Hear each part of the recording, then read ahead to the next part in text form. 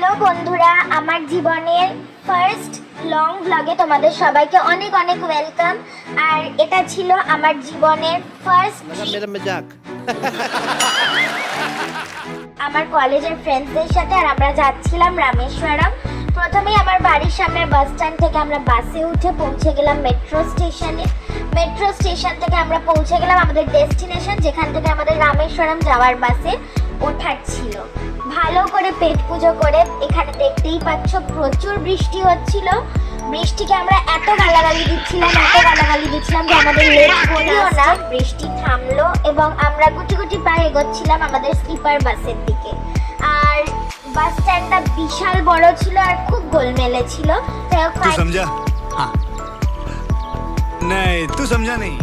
Finally আমরা বাস পেয়ে বাসে উঠে পড়েছি। নীল ট্রলিটা আমারই ছিল, আর এটা ছিল বাসের ভিতরটা। আর এই সব আমার পাগল বন্ধু বান্ধব।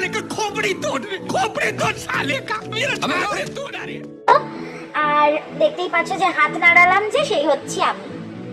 তো ফাইনালি আমরা বাসে উঠে এবারে বাসের বাইরের দিকটা একটুখানি ক্লিপ নিচ্ছিলাম যে বাসটা কেমন দেখতে লাগে বাইরে থেকে।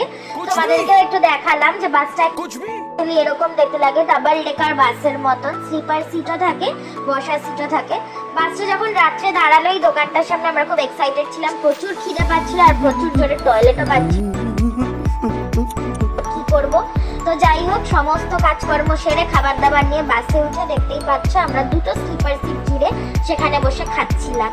সেখানেও ভালো করে পেট পুজো করে, যদিও পকেট থেকে অনেক টাকা গেছিল ফালতু খাবার দাবার কিনতে। যাই হোক, কোনো অপশান ছিল না। খাওয়া দাওয়া করে এত সুন্দর মোলায়েম একটা পরিবেশে আমরা একটু ঘুম দিচ্ছিলাম।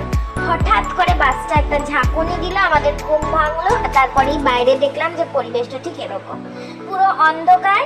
আর এটা একটা হাইওয়ে ছিল আর দু সাইডে ছিল পুরো জঙ্গল। যাই হোক, কতক্ষণই বা এরকম অন্ধকার জঙ্গল দেখবো। ঘুম পেয়ে গেছিল, ঘুমিয়ে গেছিলাম। বাসটা আবার থামলো।